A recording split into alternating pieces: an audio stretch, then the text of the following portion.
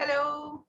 Hi, hi Leah, hi everyone. We're so happy to see you all, especially the artists joining right now. So it's great to have you.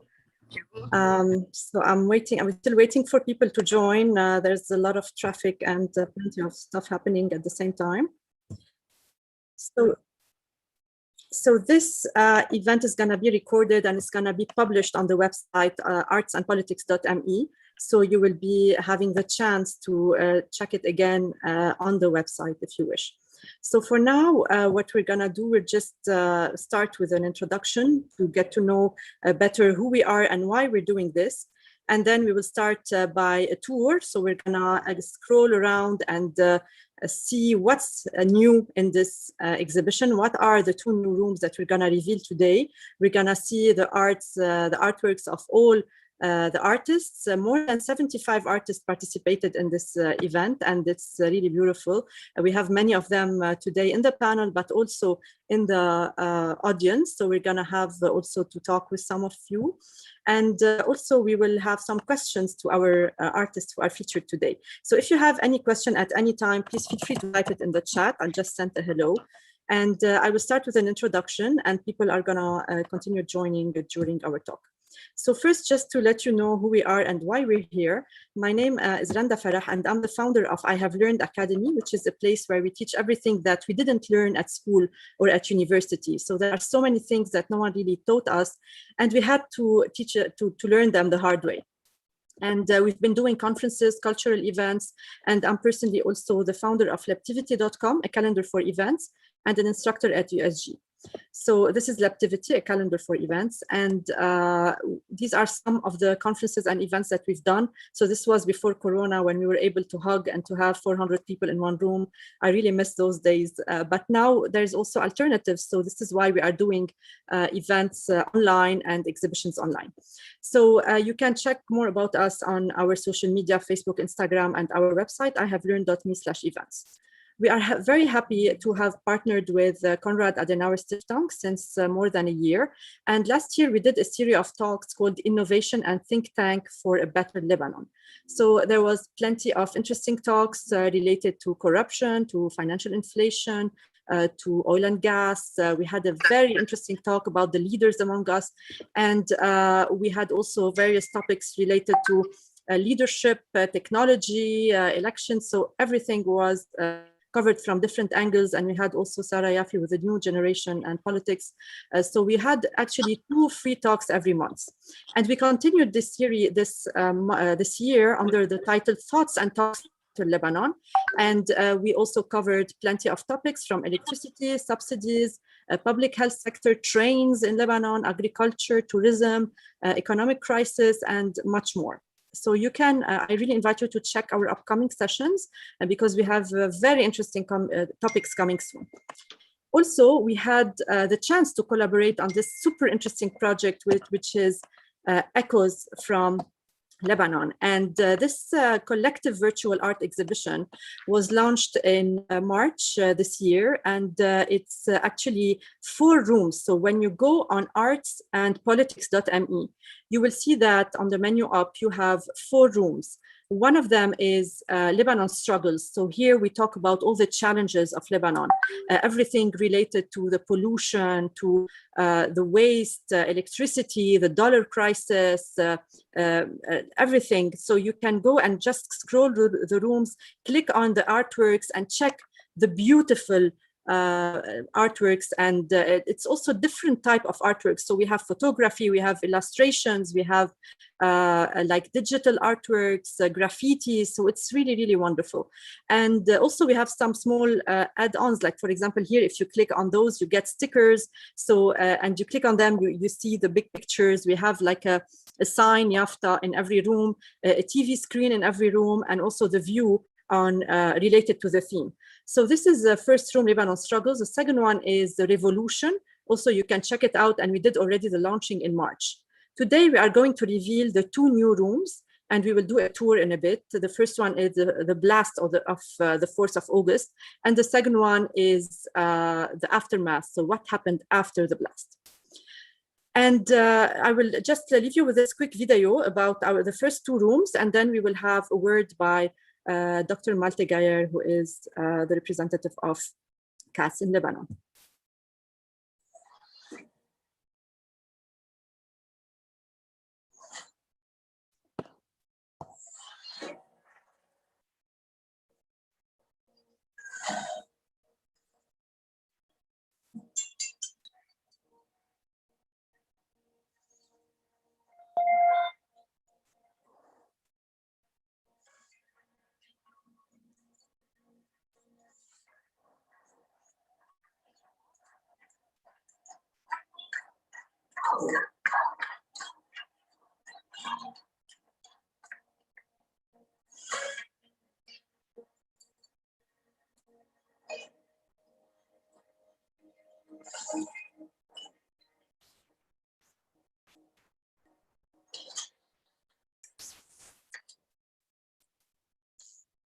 So this is the beautiful 2 rooms, and I would like also to seize the opportunity to thank Elias from OVR Lebanon for the beautiful execution. So we've been working hard on doing everything, selecting everything, and they were executing in a beautiful way. So a big thank you for OVR as well.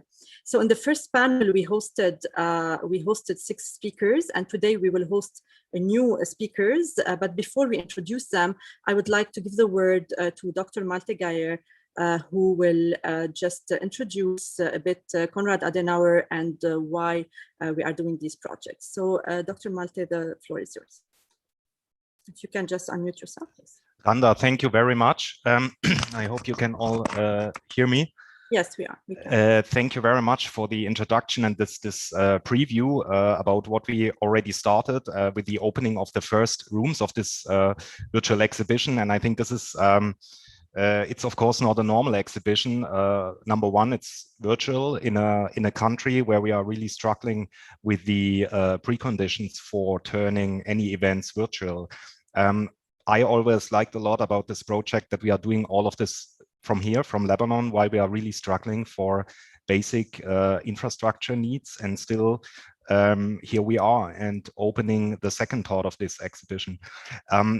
I'm working for the Konrad Adenauer Foundation, which is a German political foundation with 3 offices here in Lebanon.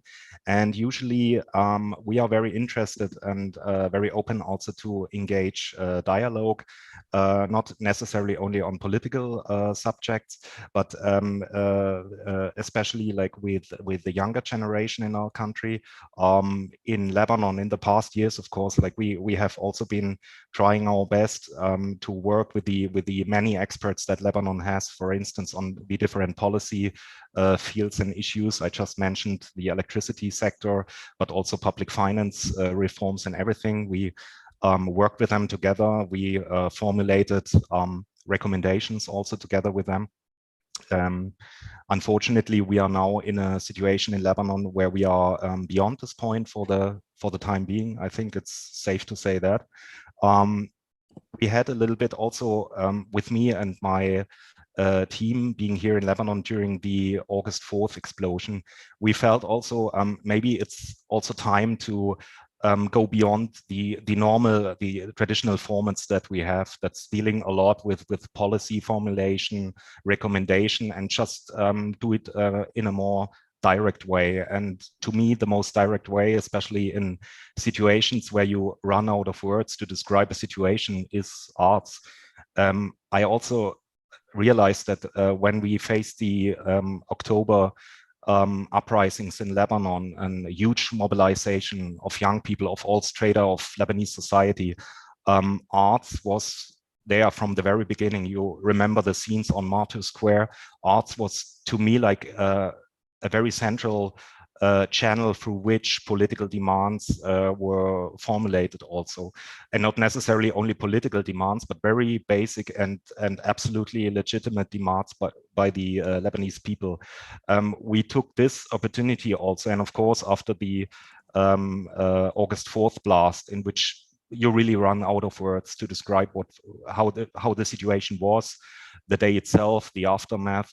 And we really found the best way to express this is by arts. And I'm more than honored and really proud also to see this massive outcome of Lebanese arts Lebanese talents. We had very young talents in the showcasing their arts in the first exhibition, and now we continue. And I think this is we could continue forever. Like Lebanon is really an amazing, impressive hub of art production. So again, to the panelists also and to all the artists who contributed, I'm really happy and honored, and thank you that you contributed to this exhibition. I also would like to say a word regarding our partnership with I Have Learned Academy. Randa, I'm very glad and still very impressive about what we managed to accomplish with our cooperation so far. You showed like the huge amount of events we did so far, covering all sorts of topics. I think this still there are many more topics to cover. And I'm really glad that we also never run out of ideas. I really want to thank you for this opportunity, for the trust also in us to partner with us. I think it's also safe to say that Randa Farah is an outstanding personality, a power woman, I would say. It's not normal that we used to have events, and normally, like German bureaucracy, this is normally followed by a lot of work regarding, okay, so what was exactly the event, how much did it cost, what has been done, etc. And usually I was a little bit shocked when we received an hour after the event the complete documentation by Randa at late night. And I think this is very typical for you, and this characterizes you a bit. You are really a motor in this project, and I thank you for that. It's really appreciated. Thank you, Dania Ismail from my team also for also coordinating all the ideas and the events. Thank you very much. It's been really a solid job. Elias from OCR, also thank you, of course, for the technical production, for making this possible. And the last thing to say, since this is also the last opportunity that I, during my term in Lebanon, will have the opportunity to join your events, I really hope you will enjoy this one, and also like all upcoming events that my successor Michael Bauer will do together with I Have Learned Academy. Thank you very much, especially Randa, and enjoy the exhibition. Thanks a lot, Dr. Malte. It was really a pleasure for me to collaborate with you, and we wish you the best of luck for your new assignment in another country. So good luck as well. For now, we would like, before we show you the tour and we just go through what you have, like all the artworks, and I'm sure many of you are excited to check what we have to show you in these new rooms. I would like first to share with you who will be talking with us today. So in the last panel, we had some of the artists like Rula Abdo, Tom Young, Edi Shweiri, who are with us in the audience today. But we will be hosting today new faces like Carlos Haydamous, Omar Frangieh, Ivan Debes, Hayat Nazer, Georgie Bitar, and Nabil Debes, who had an emergency and he's a bit late, but he will join later. So just for you, I would like first to ask our panelists to introduce themselves. And after the intro, we will proceed in the tour. And after the tour, we will talk with the artists in the audience and the artists on the panel. So first, let's start with, I will start with the ladies. Georgie Bitar, can you please introduce yourself and what you do in life? Yeah, hi. My name is Georgie Bitar. I was born and raised in Lebanon. So I've always had a passion for photography, although I'm a marketing graduate. So I work in marketing. I've been working for like 10 or 15 years, but photography is one of my passions. I used to capture a lot of landscape and waterscape. And recently, honestly, I don't know if it's fortunate or unfortunate, I discovered my love for street photography after starting taking photos in the revolution and after the 4th of August explosion. So now my photography aims to tell a story and convey an emotion instead of like just taking pictures of landscape and beautiful waterscape of Lebanon. That's it in a nutshell. Great, thank you so much, Georgie. Hayat Nazir. Hayat, we have seen, I'm sure you all know the beautiful phoenix in the revolution, and this statue that she has also behind her in the picture. So Hayat, you've been a name, like a big name in the art scene in the revolution. So can you tell us more about yourself, please? Okay, thank you for the introduction, the short introduction, Randa. So I am Hayat Nazir, a Lebanese artist and an activist. I wasn't sure I was an artist until the revolution started. And I first started, protesting in the streets. And at some point I felt like I needed to express my feelings, the love and the unity that we had among us, the power when we were, screaming together and expressing and asking for our rights. I wanted to express it somewhere. It wasn't enough just protesting. So I started doing graffitis. My first graffitis ever was during the revolution on the walls of Martyr Square, Riyadh al-Salah, around Esqua. And then even painting on the walls wasn't enough anymore. So I wanted to create something. There was so much power during the revolution that I felt, I felt because of the people around me. So when they destroyed the tents, in Martyr Square, I had an idea to create the phoenix, a phoenix out of the broken tents, as a political statement that no matter how much they break our tents and shoot at us, we will not give up. So that was the story in short of the Phoenix, and I did it with the people. More than 100 people helped me create it, and then I did a saucepans tree made out of the saucepans of the people, because we were banging on saucepans during the revolution, especially women, and I did a tree. And afterwards, I did a heart. I created a heart made out of the tear gas bombs that were thrown at us by the police, which was, they were suffocating us because of the tear gas bombs. And also the protesters were throwing stones at the police. So I created a heart. Half of it is tear gas and half of it is stones. And I have a picture with this heart. It's beautiful. Thank you, thank you. So the people started helping me collect the tear gas bombs. So you can imagine how suffocating it was to actually collect these toxic tear gas. And also, I took a barbed wire from around the parliament. They had barbed wires around the parliament, so to prevent us from breaking into the parliament. So I took the barbed wires and put them around the heart. And then, we had martyrs. People were killed during the revolution. So we started writing. I wrote their names under the heart, and people started, every time someone dies, killed, they light candles around the heart, and afterwards. We're going to talk about your artworks later, so we will detail all the sorry, artworks. I forgot. I thought this is the introduction. Okay. Yeah, introduction about you. Your artworks will follow. Okay, great. So we know your amazing work, and we will do that in a bit. So thank you so much, Hayat. So you are doing a great job. Sorry for taking the time. I thought that's. Don't worry. Carlos Haydamus. So Carlos, if you can tell us more about what you do and the beautiful work. Hello, everyone. My name is Carlos Haydamus. I am a filmmaker and an aerial photographer.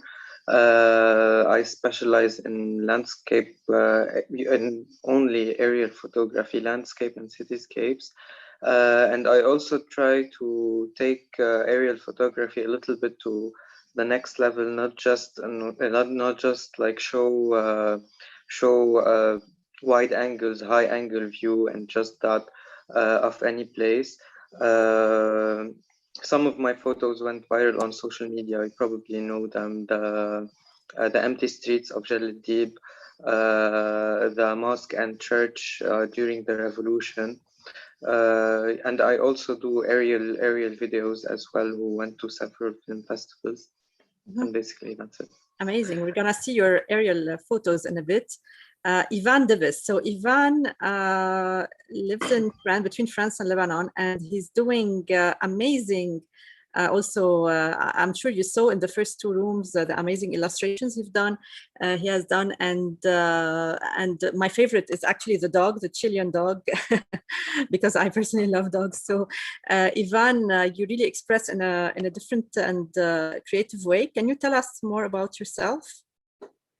I'm sure many know your name, but never heard your voice. Can you hear me? Yes, we can. Okay, good evening, everyone. Thank you for having me, and thank you for being here. Thank you, Randa. So, yeah, my name is Ivan Deps. I live actually between Africa and Lebanon and France. So I was born and raised in Africa. Then I came to Lebanon to study, and I stayed here. And I continued my university in the art field.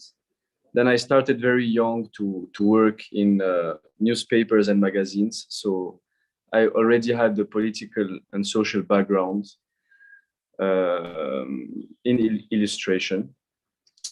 So that's all. And from our experience already in Africa, I've been exposed to politics and social life very young, so I got involved very young too, and I tried to use my art since a young age to express my visions and to express feelings of the people around me. So mainly this is what I do. I'm an independent illustrator and artist, and this is what I've been doing all the time. And I'm based between Africa, France, and Lebanon still. Thank you for hearing me. I was actually disconnected for a few minutes. Sadly, the connection in Lebanon is not helping. So thanks a lot for introducing yourself. And also we see a lot of your work in various magazines, right? I don't know if you mentioned this because I got kicked out. So can you tell us which magazines and journals you, so I see sometimes in L'Orient Le Jour and L'Orient Le Jour, mostly L'Orient Le Jour and the Executive magazine. I've been doing their covers for some years. And L'Orient Le Jour, I've been working with them since when I came to Lebanon, actually. It started very early. And some drawings were exposed in other press and newspapers worldwide, but that's not the most important. Okay, great. Thank you so much, Ivan. And thanks for being here. Welcome also to Nabil. And now we move to Omar. So Omar, can you introduce yourself, please?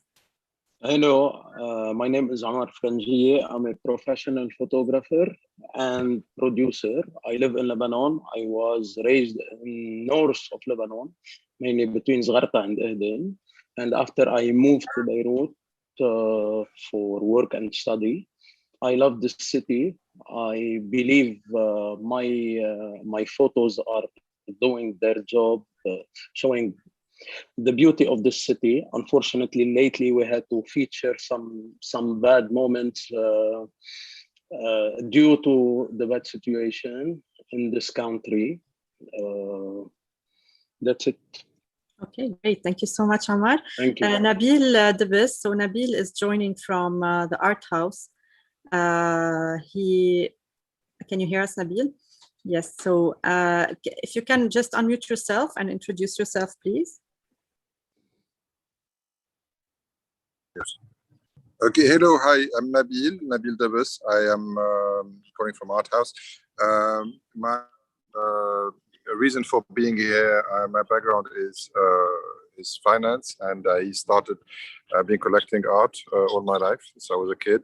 And what we're doing at Art House is we have this cultural platform where people come and express themselves in terms of visual art or other forms of art.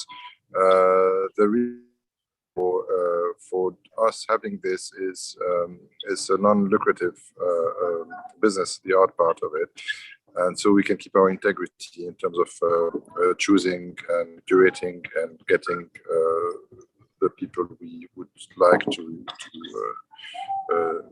to see and to help and to exhibit. So we're somewhere between the artists, the curators, and collectors, sorry, and the gallery somehow. Okay, great.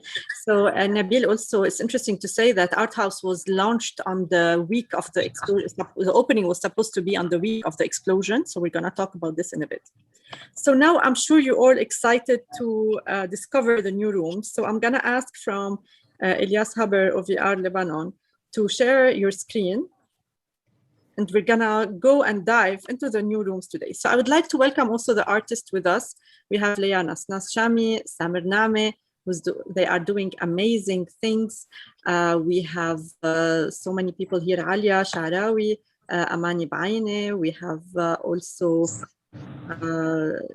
Diana, we have Edi Shweire, we have so many names, Josakhan, Mira Hawa, Samar Hawa, and we have plenty of new names. So we will just look at the lobby. So here's the lobby. You already know this part. You know the room of the challenges. I'm not gonna go into this. You know also the room of the revolution. I'm also not going to go into this because we did this last time. So we're gonna get into the third room, which is the room of the blast. So as you can see, we started by destroying the blast. So قبل كنتوا عم بتشوفوا coming soon, it was featured coming soon on top of it. Now we can enter the room. So if you go on artsandpolitics.me, you will be able to enter the room. So let's get together in the room and discover what's in this one. So we did it as a room in the style of like a house. So here we can see some of the paintings and the artworks. If you look around, you will see it's different type of artworks, as we said. We have some graffiti, some photography, some also digital illustration. And if you can go, Elias, to the second room, please. To the second, same room, but second part. You can see also from the window the blast, okay? So this is the explosion, and we will see also, if you see on the walls, the different artworks and the different paintings. So it's really emotional. When I was working on this, I got exhausted because it's very, very tiring to work on all this. So we can see pictures for Edi Shweire, Omar Sphere. We see also Leah, your beautiful flag. So there are so many nice artworks. We're gonna talk about some of them in a bit. And if you can go, please, Elias, to the sub-rooms, left and right. So here we see graffiti by Eliana Mor. This is like, and those pictures are very emotional by Bilal. They are, if you can just, yes, we all know the nurse, Pamela, who saved the 3 babies. This became a very famous picture. And also Bilal Jawi shared with us his pain from taking those pictures and how emotional it was, because he was directly on the spot, like on the ground when the explosion happened. Also, if you go to the other side on the sofa, we can see a third photograph by him, someone who got totally destroyed, like a closed shop destroyed. If we go to the second room on the left side, we see also another work by Eliana, and here are I would like to stop on the work of Ivan Debes. So the 4 collage that are on the wall, if you click on it, Elias, you will see this is like Ivan has a way to really describe things in illustration, but in a very emotional way. So if you look at this one, very creative with the blood, people helping, the desperation, and you have also like a description next to each one. So when you click on them, you see the details. We're gonna talk about this in a bit. I will continue the tour, and then I'm gonna stop on each one and talk with you about them. If you look also on the table, there are some letters. So هون كمان عنا رؤوف رفاعي. If you look on the other side, because you scrolled already, Elias, let me just go back to the other wall. So رؤوف رفاعي, we have this painting with the boat, and next to it Samar Hawa with كلنا للبنان. And you see also the sign or yafta. It's from an account called Yafta Selbit. They have all the signs that people were handing and expressing their emotion and their anger in this like in writings in small sentences. So if you go back to the table, okay, you see those letters. So if you click on any of them, these letters are from Oh My Happiness. Okay, it's a page on Instagram with a guy called Raja, very talented. He wrote, if you click on any of them, he wrote very emotional letters and very expressive letters of what we have felt during the explosion. So here you can see, for example, every bit of me is broken. There's pain in loving Beirut. Things you find when cleaning up the rooms. So it's super nice, and I really encourage you to read them because they really express what we couldn't really express. I would, before we move to the other room, let's talk with some of the artists here. So first, also I would like to mention some of the details here. Yes, let's go to the first picture.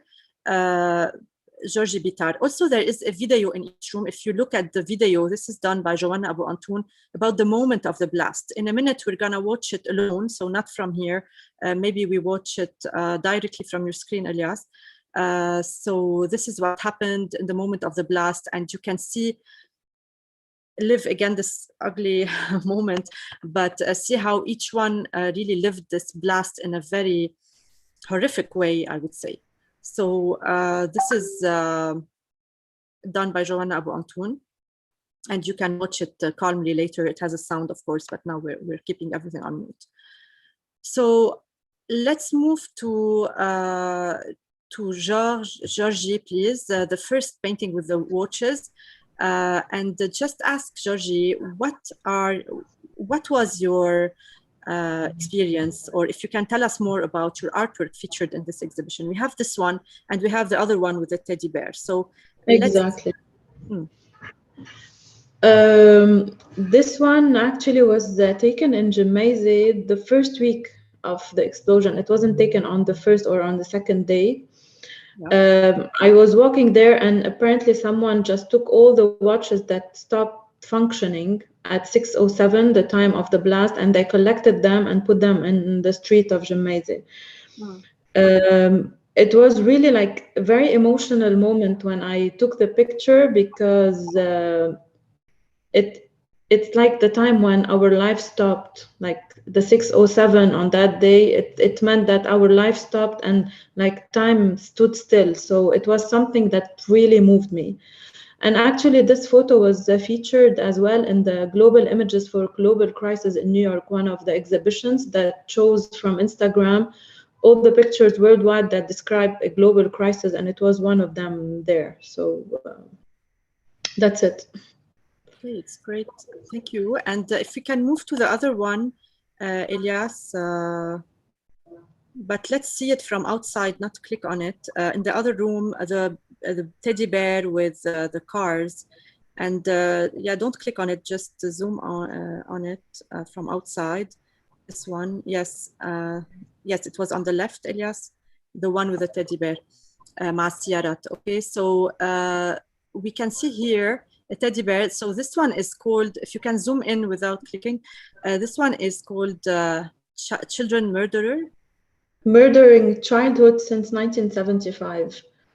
So it was taken the second day of the blast.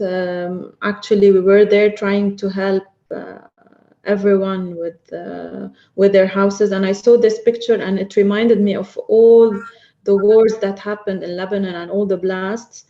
And I couldn't not like to take this picture. So this was taken on the 5th.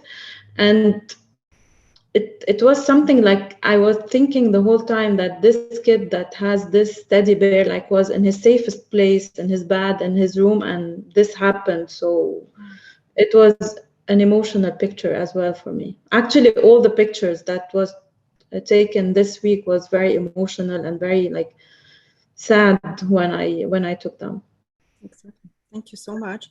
Next to it, there's a picture for Alia Sharawi. So Alia is also in this in the audience with us. Alia, would you like to say a word about your picture? So you have the car that is crashed. Hi, everyone. Hi, Alia.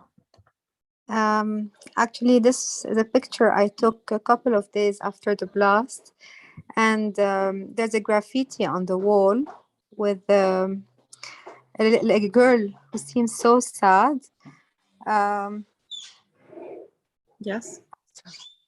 Sorry. Yeah, so there's like this parallel between the broken glass and the future of this girl, which is totally broken.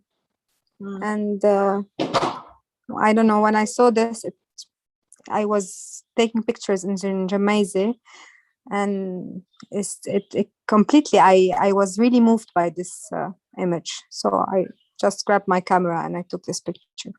Great, thank you so much, Alia, for sharing. If we go also to the left, we have this flag, broken flag on the floor. So this is the flag of Lebanon, but it's totally shaken and broken and destroyed. And it's done by Leah Nasnas Shami. Leah, if you can tell us a bit about this. So actually, we've put it on purpose on the floor because it looks as if it's bumped the floor and just got everything shaken from it. So can you tell us a bit more about it, Leah? It took me several months to do it because I was abroad when the explosion happened, and I couldn't process all the emotions. I was too shaken. I felt that even though I was far away, I was broken inside, and I couldn't paint for weeks and months because I was so shocked. And that's how I felt that Lebanon was. I felt like now when people ask me if I miss Lebanon, I say the Lebanon that I miss doesn't exist anymore. It was destroyed on the 4th of August. So that's the flag that that's how I wanted to express my flag. It's really sad to hear this, but maybe it's the truth. But we should not give up hope as well. I know, that's why I have another painting that's more hopeful after. Yeah, we have in the other room. Edi Shweire, also the photographer, you took this picture of the lady Tirso. Can you just tell us a bit about it, Eddie, if you're here? Yes. Hi, Eddie. Hi, can you hear me? Yes, sure. Yeah, sure, great. It was on the second day, on the 5th. And after I check most of my friends over there, I passed by, of course, of Lady Cochran, which she's a real friend and just like one of member of my family. And I was, because I had a lot of shots during the years of this wonderful palace, and I was really shocked, just like a tornado turned everything and shattered everything inside out. So this is one of my shocking photo inside the palace, on the spot, directly, on the second day. Yeah. You have also other pictures that we're gonna see later on. Thank you so much. Sure. Thank you for sharing. We have also, I don't know, is there any artist who would like to share his art from this room, or we wait for the other room? Anyone else that we did not talk to yet? Okay, let's go back to Ivan's work inside the room. And I would like also to, after Ivan, talk to our youngest artist here, who is 18, actually 17 or 18 years old, Yara Zarwi. She did a beautiful painting about the explosion. So we're gonna talk to her after Ivan. Ivan, this collage, so we did the collage, actually each one is an artwork by itself, but I couldn't choose, so I decided to put them as a collage. They are so beautiful. So can you just tell us more about this? Like, it's really emotional, and when we look at this, it hurts. Tell us more about how do you do this? If you can click on Elias, this one. I didn't hear you. What did you say in the end? So I said, how can you tell us more about these artworks? Explain to us. These artworks, I guess, are simply feelings translated into images. So they are mostly inspirations of the moment. They don't have a thought behind, they don't have a special message or a special analysis. It's just what I felt and what most people around me felt that I tried to express in the simplest way I could. So yes, I just took my pen and sketched them on the spot, and felt the colors, felt the mood, the main ambience, the gray, the darkness, but trying to always put some light somewhere, as you can see in the hearts on the last one. Amazing. So yeah, So what inspires you actually, Ivan? What inspired you to start doing illustrations in general and illustrations about Lebanon in particular? In general, I guess I always had it since I was very, very, very young. I always used drawing to just express myself and to express my ideas when I was a kid. Then I grew up and I lived some situations in Africa that pushed me to use my art to spread some kind of messages. Yeah. And then I went into this deeper. And when I came to Lebanon, I had the life of every young man in Lebanon. I was struggling, and I was facing everything someone like me could face. So it was just a way for me to send messages to people so they can learn from our mistakes and make it a bit better later. So it's just my way to, you know, do the work of change. Each one has his way. Great, thank you so much, Ivan. If we go back, Elias, please, to the painting facing this one in the main room, the painting of Yara Zarwi. So Yara, you are the youngest artist here. Yara, can you hear us? Are you here? Hello, yes, I'm here. Hi, Yara. So it's great to have you with us. Elias, if you go to the main room, there's an explosion with two hearts under it, the red one that we can see here next to the door. So if we click on it, Yara, can you share with us? So you are the youngest artist, and everyone was really surprised to see that you're only 17. Thank you. 18, actually. 18 or 17? 17, turning 18 in a few months. Okay, so can you tell us more about this artwork that you've done? Because you're a real artist, yes, and sure. I've seen many of your work, and we're doing amazing things. And you're gonna study, and now you're entering university. You're gonna study art and become famous, hopefully. So tell us about this. So I drew this painting directly after the explosion, and I wanted to express my emotions. So on one hand, I was really sad about the situation, and I wanted to show the explosion. That's why I divided it into two parts. You have at the beginning the explosion, and you have the destroyed houses and the destroyed cars. But at the same time, on another hand, I wanted to show how I express hope. And so I wanted to draw a heart, which is Yes, the broken heart.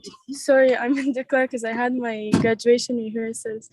So I wanted to draw a heart, and the heart, it represents the heart of the Lebanese people and their broken hearts, and as well as Beirut's broken. Like, we can see how the houses are going out from the heart, and the silhouettes that I drew in black, they represent the Lebanese people who are trying to solve the situation. And sure, I wanted to show the angels that we lost during this explosion. Amazing. Thank you so much, Yara, for sharing, and a big encouragement for you as well to keep on doing this beautiful work. Thank you. So we have so many beautiful artworks as well. If anyone of the artists here would like to share about their artwork, please give me a sign just by unmuting yourself and talking, in case I forgot anyone, before we move to the other room. Eliana, we would have loved to hear about your painting, but you're saying your connection is not good. So we will move to the other room, just making sure I didn't miss anyone. Okay, so now we move to the fourth room, which is the aftermath. So what happened after the blast?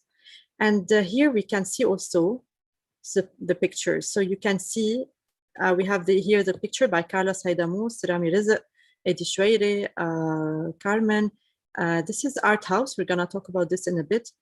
And then we go also and see, this is a series of pictures by Nabil Ismail, who's a photojournalist at Al-Nahar. If we go to the other side of the room before we continue this part, we can see also more destruction. So here there's a mix of anger, there's a mix of help. Samer Name, you've done so many beautiful things. We're gonna talk to you in a minute. And also here we see Ivan Debes again with a dog. Marijo, who took photos of her house. We have so many beautiful ones. And you see Leah here have done another painting that is next to the window, a painting that is full of hope. And we can see, she will explain to us about it. You know, when a vase is broken, Leah, actually, you will explain better about this one. Leah, yes. The Japanese art of repairing objects with gold. So I wanted to put both red stripes below because I don't want any red victims in the future anymore. We don't want any more martyrs and victims.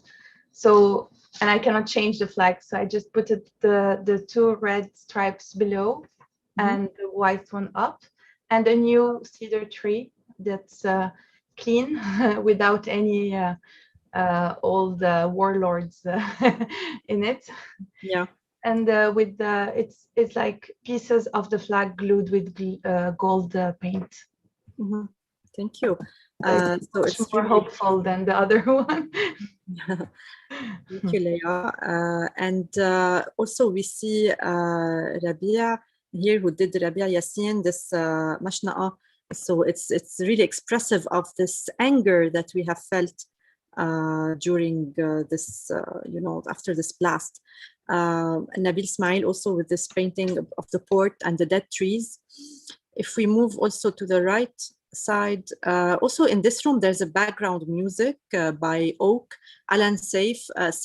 He's an amazing musician. I really would like you to enjoy this song when you scroll in the room later on. So here we have also Rojem Kerzel with the blast pic, Adra Andil with the beautiful, her page is called Dear Nostalgia. She have beautiful paintings like this one, Under the Tunnel, Haida Al-Antara Ashmel. You have some of her work, and on the right you have the room of Marijo. If you can click on them, the left and right one. So this is the room of Marijo. Here, the artist took pictures of her room in an artistic way. This one, like showing how her bed became and how everything that was destructed in her house. So next to it, on the right, we have the very talented Samer Name. Samer, you have done beautiful things. We will see more artworks for you inside the room, but here we have the three people that you have illustrated. Can you tell us a bit about them, Samer? Hello. Hi, Samer. Hi, how are you? So this drawing is very emotional for me. It's one of my favorite drawings, especially that we can't see anyone wearing the clothes of the three most important people during the Beirut blast: the firefighter, the Red Cross, and the nurses. So this drawing is for them, is to say thank you for them, for everything they're doing, for the time they're taking to Elias, can we click on it so we see it in big? تبع الثلاث أشخاص. Yes, the time, and that we appreciate the time that they spent away from their family and all the personal risks they took for us. Especially for the 10 firefighters, we can see the number 10 on the helmet of the firefighter who lost their lives because of the explosion.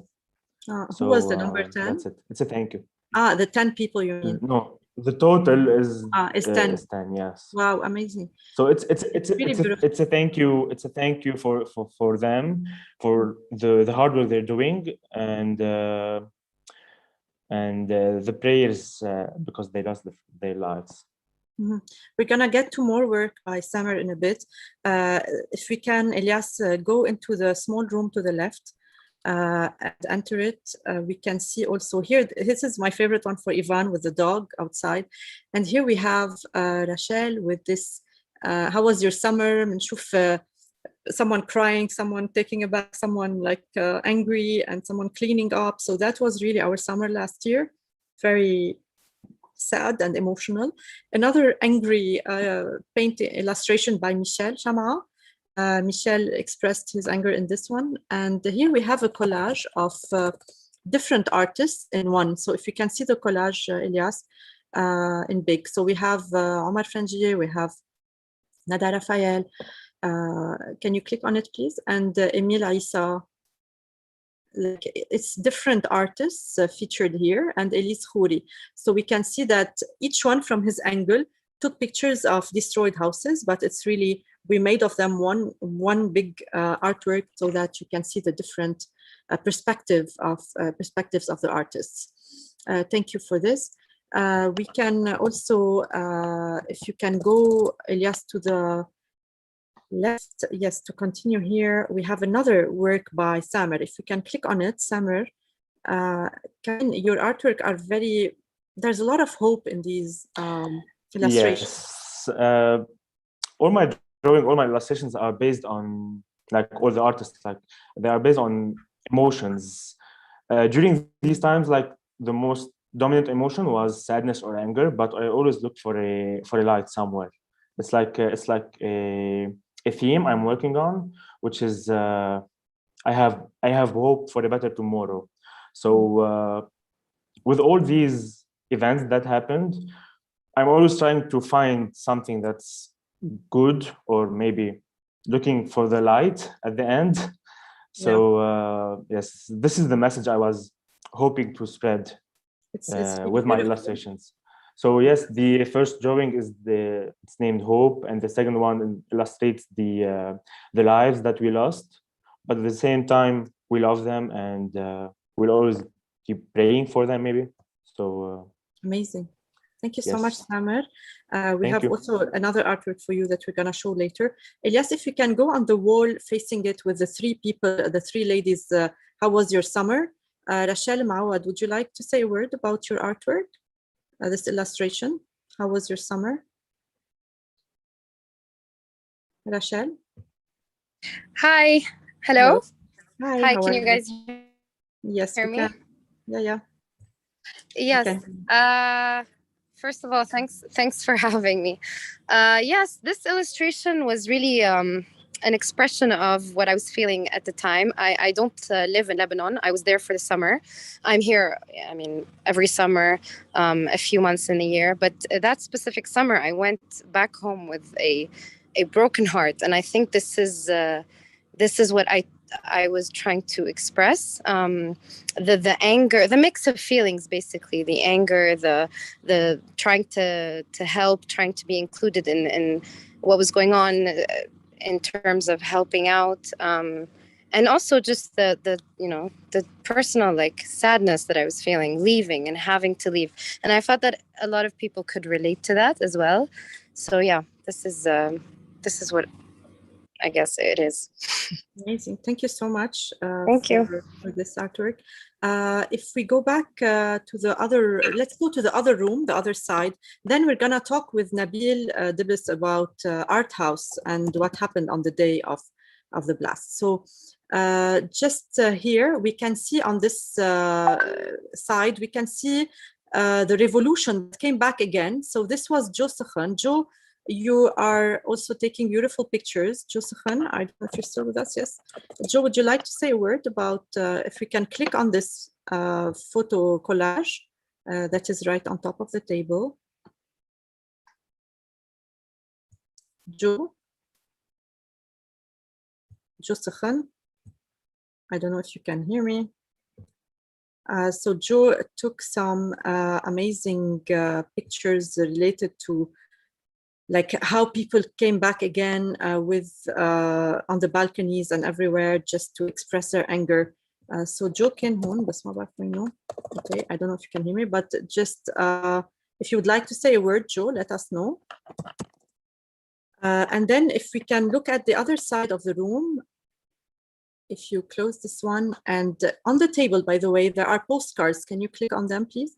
The postcards are done by Ingrid Nakour. They are called Save Beirut.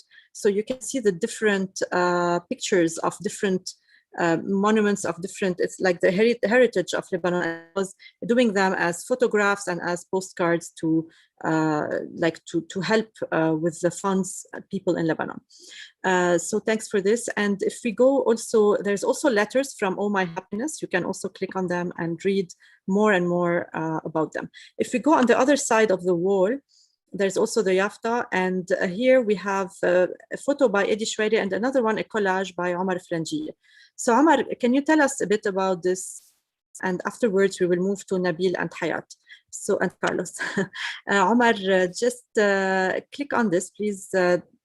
Elias, if you can, the collage of the two, yes, Omar Frangieh. So you have, this is the building of touch, right? And like the slogan, their slogan is a new world. And this is a very expressive picture. Like this is a new world after the blast. And we mixed it with another black flag to say like a new black world. Can you tell us a bit about this photo, these photos? Yeah, those two photos are very, anyway, very real, reflecting what was happening the second day after the blast. So in your word, apparently someone was aiming to have, to push us to a very sad new world in Lebanon by destroying Beirut, the most beautiful city. Those are two different photos. The first one, in your word, is in the touch building, and the other one is at the end of, it's almost in Saifi when the riot started in the street and the Lebanese people were mourning their city and the nation, unfortunately, with all the deaths and injured people, and with the destruction of almost the whole city. So this is very sad. This is what happened like last year almost. We are almost 1 year now from the blast. Yeah. So unfortunately that's it, and we are still struggling with all those. Yeah, true. Thank you for this. Thank you. Let's close this one. We will get to more questions to our artists. Now let's move to the main room again. And look at the right side, we have Tom Young also in this, like to the right, the other side. Yes, Elias. So here we have two with Tom Young, and we have Amani Baine, who is with us also. Amani did a very sad painting about leaving, like how people just packed everything and just left. So if you can click on it just to have a quick look. And the bag, the person leaving just to, like, this is really, really sad to see people deciding to leave after the blast. So to go back to the first part of the room, and we're gonna see Nabil Debus and the Art House. So Art House is an artistic hotel, a very artsy hotel, I would say, in Jemaizeh, and the opening was on the week of the blast. So if you click here on the three collages that are under the left side of the of this arcade, Nabil, you took those pictures on the day of the blast.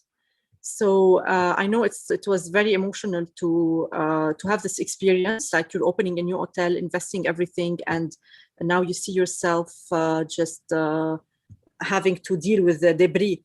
So how did this happen? How did you experience this, and how did you make the best out of it? First, we were opening not the week; it was the day of the blast. We had our guest came at 4 o'clock.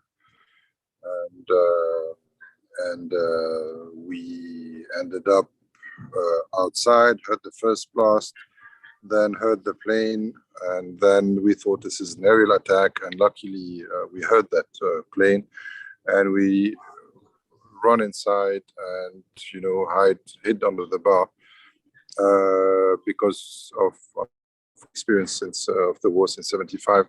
So, and then what we thought was a rocket hitting us turned out to be this blast. So for a second it felt like 15 seconds, and we're seeing things falling from everywhere, from the top, furniture falling on us, all sort of things. And we came out unscratched, which was another miracle. I mean, there's a lot of miracles that happened. So how we did feel about it, initially we were shocked, we didn't understand. We went outside in the street, there was no one, there was just alarm, cars parked whichever way.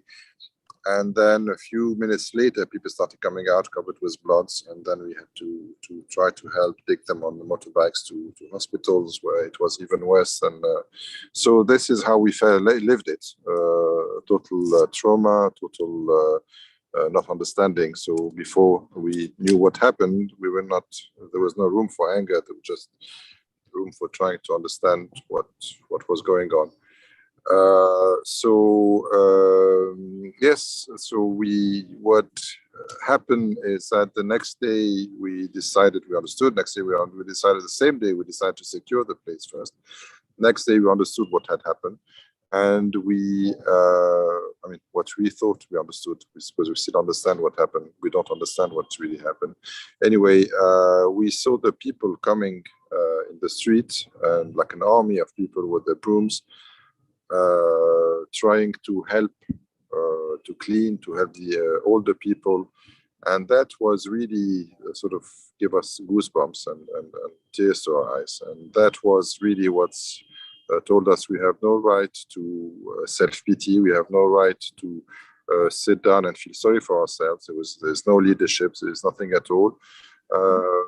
The only thing we can do is see how we can help. So trying to help, we try to fix, we said, okay, let's fix the place. Let's refuse the explosion. Fix the place as quickly as possible. And also that because we had the workers, we had part of the hotel wasn't finished, so we mobilized them, tried to explain to them. Those people have been working for 10 years with me on the project. They were totally shattered, and told them, listen, it's only it's only concrete, it's only walls and stones, and we put it back together. And I gave them a challenge to do it in 3 weeks, which amazingly they managed to do. We all managed to do. We all got our sleeves up, and we worked very hard to get it back in order. Because for us it was a war. It was a war against our culture, against us, against the way we live, against what we are, the culture of life versus the culture of death. So there is no two way about it, and that's exactly the consequence of living in that culture of stupidity and of death and corruption in which we live. So we did that. We had at the same time an artist who's also exhibiting, called Tom Young, who said, Nabil, can I do an exhibition in the bubbles in your house? And I said, Tom, it's a great idea, but we're going to do a collective. And we started talking to our friends, and we ended up having 3 weeks after we finished an exhibition with 60 artists, 105 pieces of work, artists from the revolution, street artists, star artists, everybody worked. And many artists from here, actually. We had people like Hayat Nazir, you had sorry? You had many of the artists also that we are featuring. Yeah, of course. Yeah, no, we had. I mean, 60 artists is a lot of artists. So, and it was beautiful. I mean, a lot of people I do respect and couldn't, because it just we're emotionally shattered, and they say, "Listen, we can't."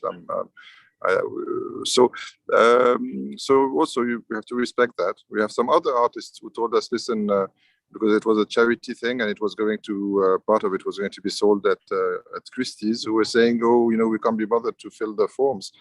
And that was really something that annoyed me deeply.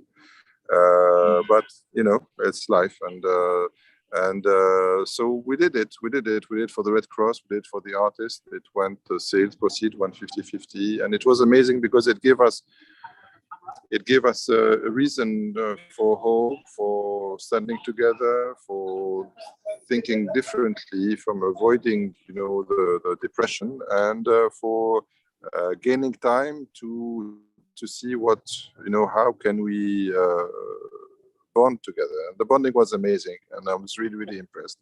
So the idea was, okay, Beirut is actually a universal city. Beirut belongs to its inhabitants, and they're not all Lebanese. So we had so much, if you like, response and emotions from people of Beirut or lived in Beirut who were not necessarily Lebanese, but because they felt it's their city. And they produced some fantastic works, and I'm really, really proud of what they achieved.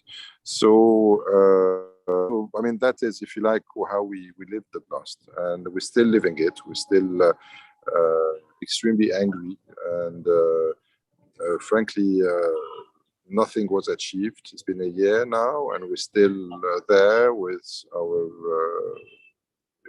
our hope and our anger. So yeah, so I guess that's part of a different subject. So the photos, that you see, if you want me to comment a little bit, the first one. I don't know, Elias, if you can, can you zoom in on maybe on the main expo? The top one first, because that one is an important one in the fact that I only saw that 3 days after the explosion. We have and there was a lot of rubble being cleared, and I was trying to pick glass from the garden, from the front garden, and about 7 meters from the house, under the tree, I found something that looked a little bit familiar. And when I I recognized it. It's a beautiful drawings that I had bought 10 years ago from Delacroix. It's a crucifixion, and it was almost got thrown with the rubble, but it was really quite symbolic of our government and our people shitting on us and shitting on the art. So and on hundreds of years of civilization of which we came out, and which is totally stranger to those people. Yeah. So that is about the Delacroix drawing. Underneath it is a photo of we have an open atrium living room, and this is, if you like, where everything fell from the top, because the whole facade on the first floor fell, and also the and roof. You had the first guest ever who checked in on the 4th of August, right? Yeah, that's right. Yeah. Wow. So yeah, as I told you, nobody got hurt, so we were very lucky, and the least we could do is just rebuild and fight what we stand for. And the third photo is probably more of the same. It's just sort of rubble outside. We could have been outside. We could have been on this side of the house, but luckily we're on the other side. Had we been on this side and not, we would have been under the rubble, definitely. And there's a lot of rubble, a lot of weight. Okay, thank you so much, Nabil. If we go, Elias, to the other side of this same room, the wall before the TV, yes. We can see also Diana Jaha. We're going to talk to you in a bit, but let's talk to Hayat Nazir. Hayat, you have done this statue. We can see it also in your background. The statue of glass, it's called Hayat Min Damar, right? So how did you get this amazing idea to create such a beautiful thing from the broken glass of and the debris of the houses? So tell us more about this artwork. So we have seen in the first room, you've done the Phoenix. We have a picture of you with the Phoenix in the room. Number 2 here is the Revolution room in this exhibition. But this one was also a beautiful one. And it is, I don't know if it's still at the port right now or you removed it. Okay, can you just unmute yourself so that we can hear you? And if you can tell us more about it. Yes. Can we click on it, yes? Yeah, actually, I had to remove it because they, pro-government people. They completely destroyed the Phoenix in Martyr Square. They've destroyed its wings many times, but like last year after the explosion, in like a couple of months, they completely burned it and destroyed the Phoenix, and they also stole the head. They also burnt the heart made out of tear gas bombs, the heart of the revolution. So I was really worried that they would break the statue as well. And honestly, I cannot imagine her broken, because she is made out of the broken glass of the explosion. She's made out of our pain. And yeah, so I started going to people's homes, after the explosion, like many people. We volunteered. We wanted to clean houses so that people can go back to their homes. And I took all the debris and the broken glass and the broken the metal and everything, and I took them home. And I didn't know at first what to do. And then I had the idea of creating this woman made out of the destruction, because to me Beirut is a woman. And also there was Inna Stawra Tuladu min Rahm al-Ahzan, which was there was a big thing about this song. So I was like, Rahm al-Ahzan, it means it's a woman, so I had this idea and I created it. And I also found the watch, the clock, broken, and that stopped at 6:07. So I took it from the streets of Mar Mikhail and I created. Yeah. Amazing. Can you click on it, Elias, please? So if we, even the hair, like if you look at the hair, the details of the hair, from what the hair is made of? Metal. It's metal, and it's, if you look at her, half of her, underneath at the bottom, there's the clock that stopped at 6:07, and then there's her leg that is standing still as if she cannot move, and then her hand as if she's giving up, she's surrendering because she cannot move her hand, and her hair that is as if that it's stuck in that moment of the explosion with all the the air breeze that came from, not the air breeze, I don't know what to call it, from the explosion.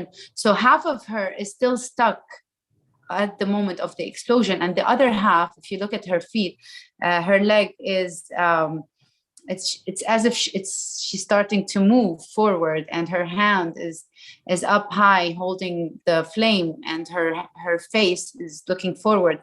It's exactly how we are feeling inside. That's how I felt. Half of us is destroyed, half of us died and is still stuck at that moment of the explosion, but the other half is wanting to live. We want to live, and we love life. So that's the contrast that you can find in her. What I love in your work, Hayat, is that you take debris, like you take rubbles, like for example, the Phoenix, it was made of the metal that was broken in the broken revolution. tanks. Yes, so it was broken tanks, broken material, and you took all those material to create a beautiful, beautiful statue, which is a Phoenix. And here you took also the debris, which is broken glass, and you created such a wonderful artwork. And I know also that you do a lot of work with recycling, so you take recyclables and you reuse. So this is really wonderful. Thank you so much for sharing.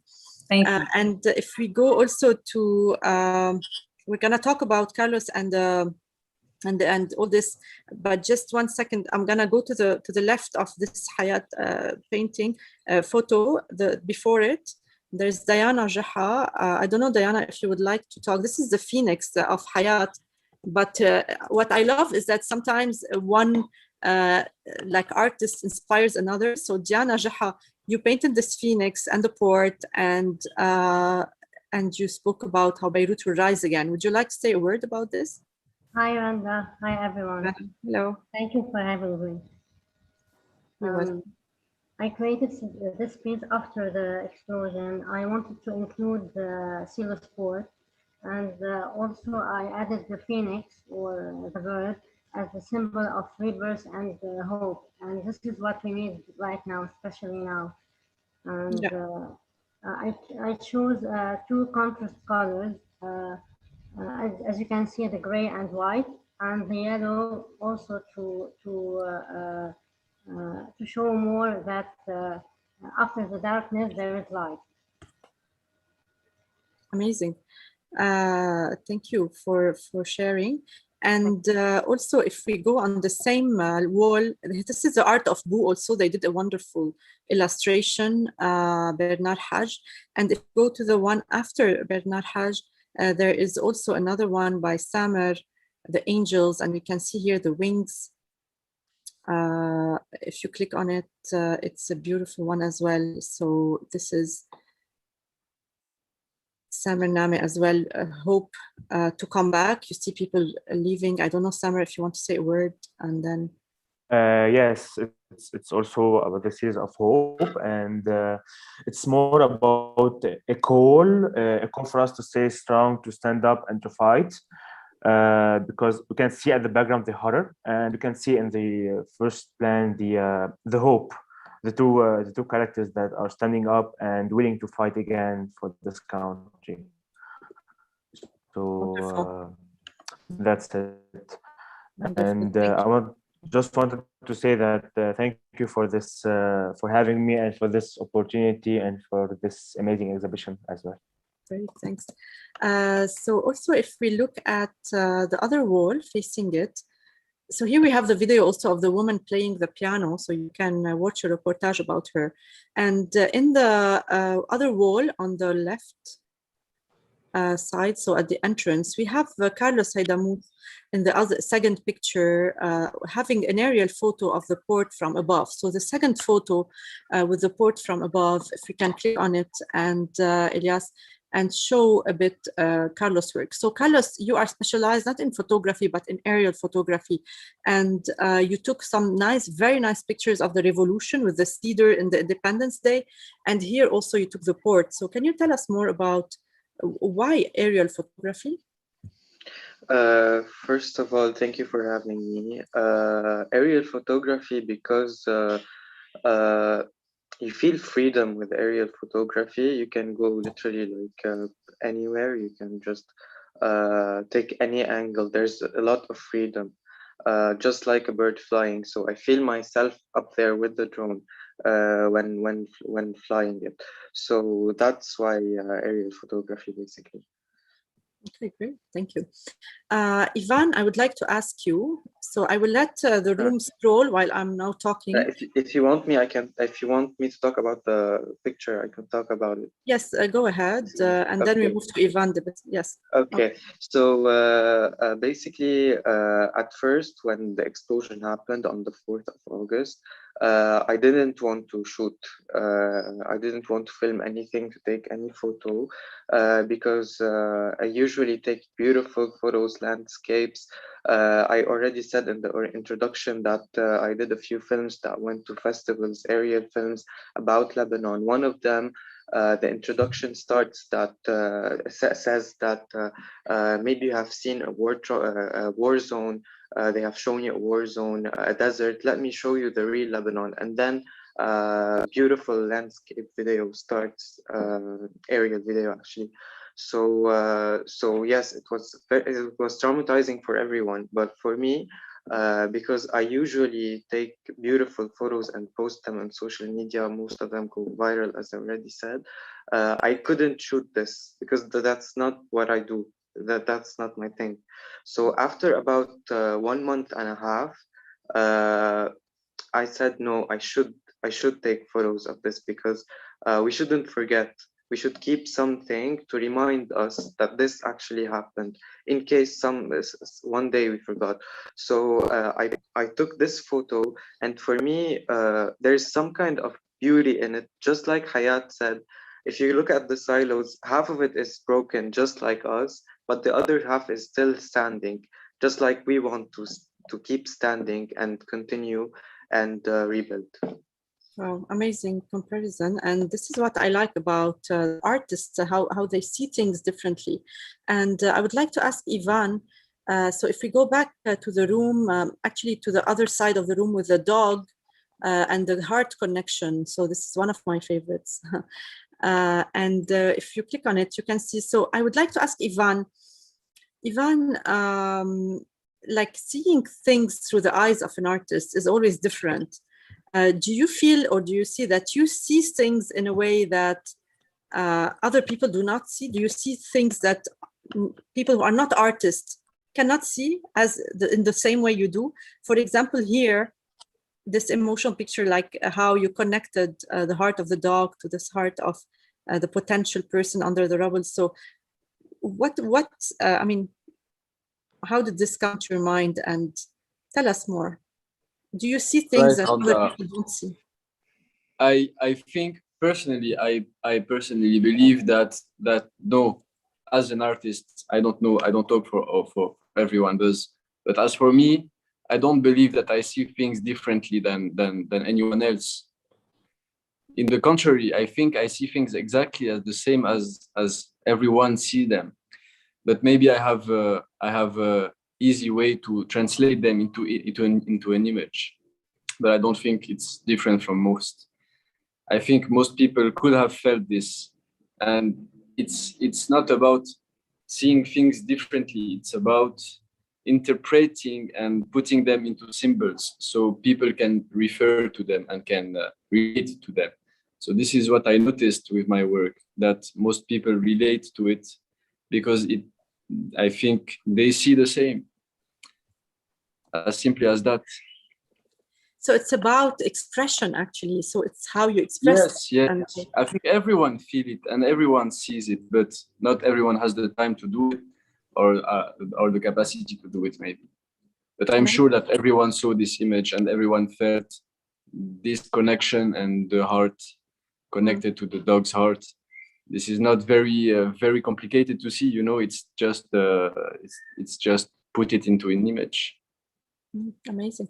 Actually, we are also planning something with Ivan as an academy related to expressing things through art. So stay tuned. Yes. We're gonna announce it soon. So if we close this and we move back to the room, Joschen is back, and I would like just to give him a word about in the room to the right, where there's a revolution pic, or the collage of the revolution and the anger of people in the revolution. So Joe, are you ready now to share? Yes, hello everyone. Thank Hi. you, Randa, for having me. You're welcome. So this one, if you can click on it. Yes, Joe, tell us more, like, what did you see? Why did you take those pictures? Did you feel that people went back to the revolution? Did you feel that the revolution is back after this explosion? Yes, indeed. I thought that we will be really taking the revolution further and leveraging on all what has been done to make sure that we build the Lebanon that we dream of.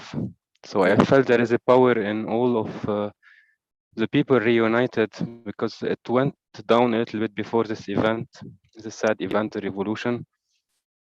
And here it was a good momentum, but unfortunately we did not manage to move forward as we wanted.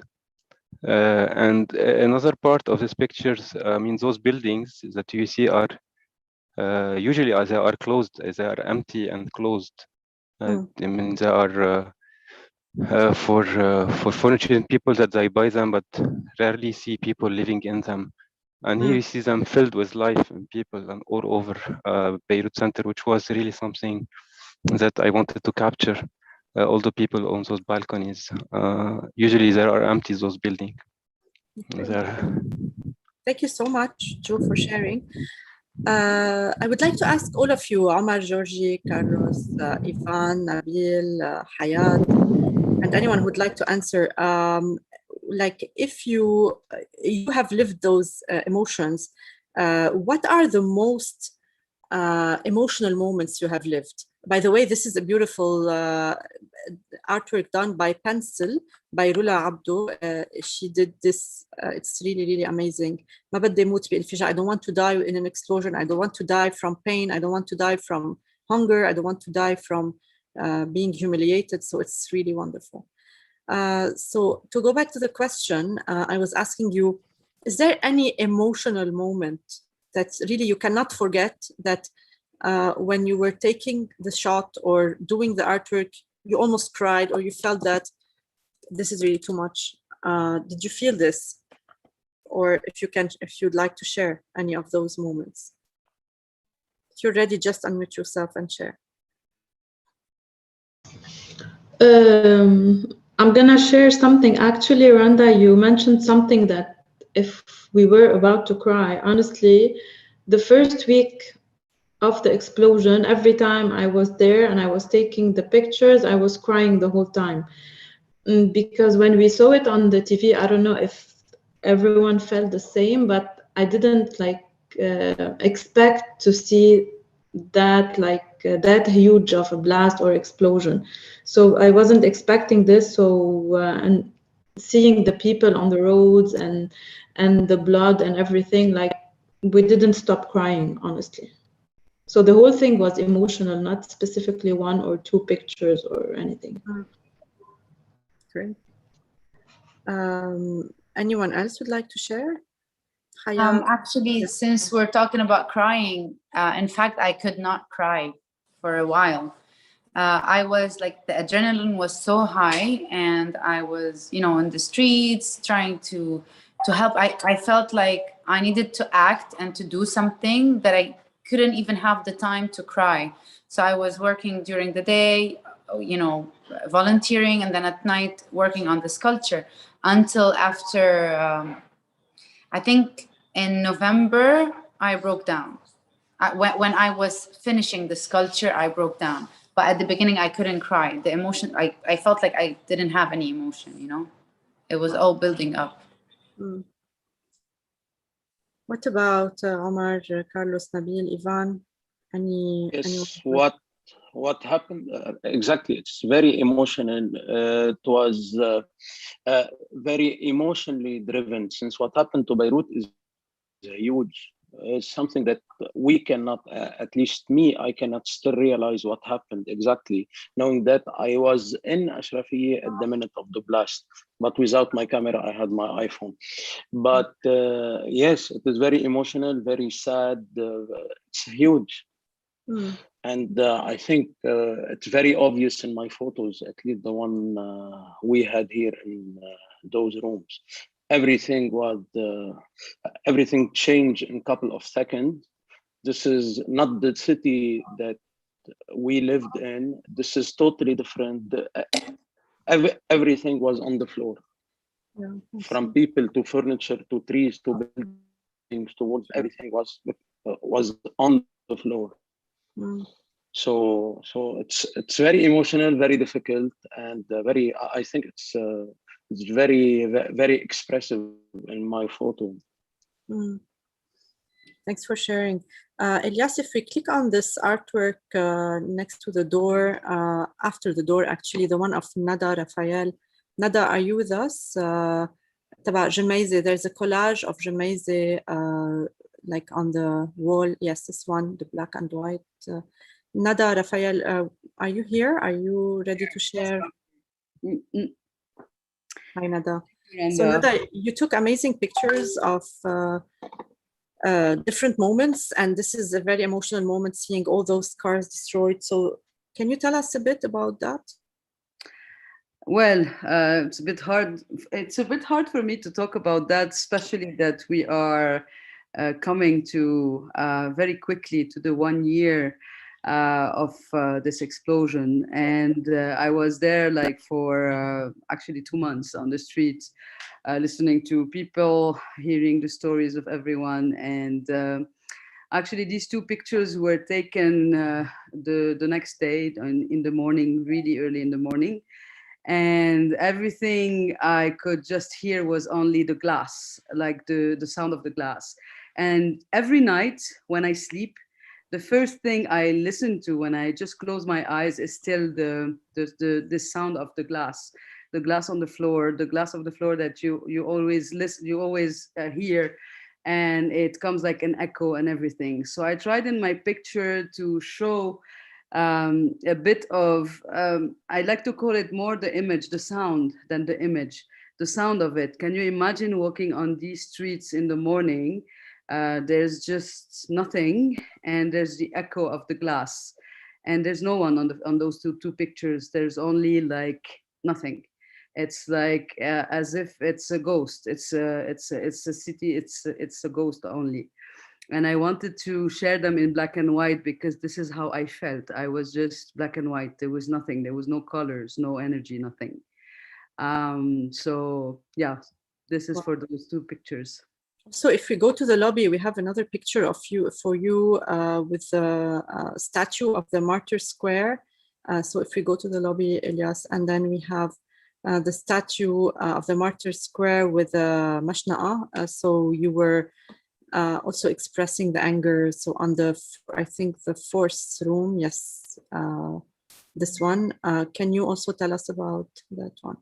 Yeah, well, that one actually, I was, for me, the Martyr Square is, for me and for everyone, for every Lebanese, is this place where everyone meets. It's this place where everyone express anything about their anger, but also the joy, and also, you know, not only the festivities. If we go back in time, it was the Cannon Square. It was also the place where everyone would, you know, express their love for the country or anything. So it's the heart of the country. And for me, standing there and seeing this mashna'a was that, you know, all the martyrs and everything, as if we were just, you know, killing everyone because we had no answer on anything. And for me, just standing there and looking through the mashna'a and seeing the martyrs and all the people that died for the love of the country, and we have no explanation, nothing. It's just left me without any words. Wow, thank you. Thank you so much, Nada, for sharing. So I invite you, when you visit the exhibition on artsandpolitics.me, to click on, you know, each picture, read the story behind it, visit the artist page. You can get in touch with them. It's super interesting to discover also the other work that they have.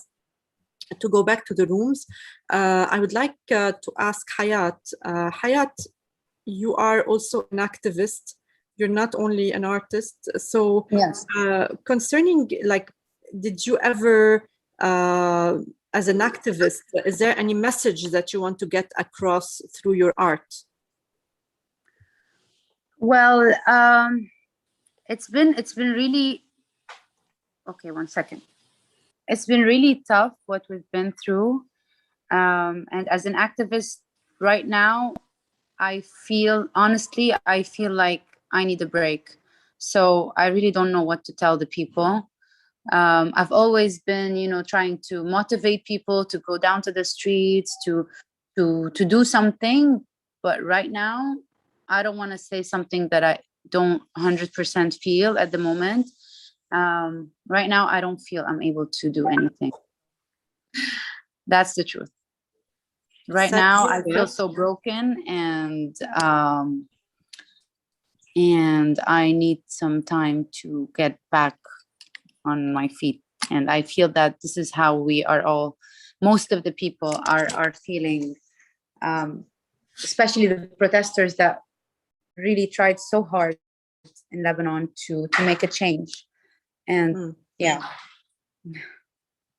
that's how I feel right now, unfortunately. But I feel drained as an activist. Let's hope you get your energy again, because we need people like you to just continue. Well, you know, Eddie, your hand. I'm trying, and sometimes we need a break. And right now, that's what I feel. I feel like I need a break to breathe, to change scenery a little bit. But because it's so depressing, everything that's going on around us, like, it's really, really too much. And I haven't been able to do art for 8 months. I'm not able to paint anything or do anything because that's how I'm feeling. But I will get back. We will rise again. That's for sure. But we all need a break sometime. We need to be easy on ourselves. That's what I learned. Of course. Thank you for sharing, Hayat. Eddie, you raised your hand. Would you like to say something? Yes, thank you. So if you can just show the photo about the silos. So in room 4, Elias, the third picture, the black and white that's the third one. This is by Eddie Shweiri, the third one, black and white. Yes. In fact, this, if you ask me one of your favorite photos, it should be this one. I still remember exactly the day I was with Nadine Labaki, and after we spent the whole day shooting, filming, And at the end, during the sunset, and suddenly we were standing on a hill full of rubble. Unfortunately, the photo can show you the smell of the harbor at this time. And suddenly we saw all these birds. They are going round and round and round the silos. So we looked to each other, and I told her, "Do you think what I'm thinking?" and just we smiled, just like exactly they are the souls of the 300 or 200 victims and martyrs, of course. They are still there waiting for justice. And yes, I believe if you ask me, if you ask, just like you ask everyone, one of the biggest emotions that you got, I believe, during this time. And I realized something while everybody was talking, that each one of us is a survivor. We survived this big trauma, this catastrophe. We should be one of these martyrs or victims. So I don't know if it's luck. It's I don't know, but we are, all of us, we are survivors. I hope that everyone will still be a survivor as long as we are still in Lebanon. And thank you very much, Randa. It's very exciting. Thank you. Thank you, Eddie, for sharing. Like, I had the goosebumps listening to this story. Thank you. I would like to ask Carlos. Carlos, if we look at your pages, you take usually pictures of beauty, of the beautiful Lebanon, of nature, of sceneries, and suddenly, like, you had to take the reality, which is sad and shocking pictures of the situation. How did it feel for you to move from a photographer who focuses on beauty, landscape, beautiful things, and see on the opposite side, you have to take those pictures? So how did it feel for you? It was very hard, especially that I have a video library, an archive of aerial videos from all over Lebanon, and of course of Beirut. So after the blast, I saw these videos again. I saw the difference, how it was before, and then I went to take comparison shots. So that was the before, and that was after, and it was complete destruction. It was super sad. I almost couldn't hit the record button, so I don't want to believe that this exists. I don't even want to record it, but as I said, I had to, because we need to keep all these photos, all these archives, so we don't forget that this happened. Yeah, so we have a memory of this. Thank you for sharing. Elias, I would like to ask you to go to the lobby a bit. We're gonna talk to Ivan Debus about his illustrations, because his illustrations are a bit sometimes provocative or political. And I would like to ask Ivan, so if we look at Ivan, the first picture in the lobby on room 1, you can see the cycle. So the room of last time, we did not go into those rooms now because we have already done them. But the lobby of the challenges, you have this picture of the politicians, right? Elias, and maybe it froze. I don't know if it's just for me. No, it froze for me too. Okay, so we're gonna get to this in a minute. Yes, okay. So this politicians recycling vicious circle. This is like a political illustration. Also, if we go to room 1, Elias, we have many illustration by Ivan in room 1 and room 2, which is like the Lebanon struggle. So these are the 2 rooms that we already launched, but I just want to highlight a bit some of the work of Ivan. If we go to the left side, behind the wall, there is a series of events. So, for example, this one with the politicians, the first one with the politicians having money out, it's a bit, it's a bit provocative. Like, it's very aggressive, straight to the face. Yeah. And I want to ask you, Ivan, I don't know if you can also show us, Elias, the 2 upcoming ones of Ivan, the one next to it. And Ivan, to what extent does your artwork inspire political change? So you really show things in a way that is painful. And like even the titles you put, like modern time slavery, and look at the other one as well, the next one by Ivan, the one after, if you can show us the next one. So we can see also this, for example, this one, it's one of my favorites. I even used it for, this was part of the poster, by the way, but the one before for the called corruption, the corruption virus, the real virus, this one with real the virus, yes, the real virus. So you have the corona virus, but no, the real virus are these people. So does your artwork, when it's so expressive, so political, to what extent does your artwork inspire political change? Well, I don't know if I can reply to this. People will have to reply to this if it does affect or make any change. What I know is that I'm just doing my duty as a citizen to express sometimes violently and aggressively the harsh situation and the truth.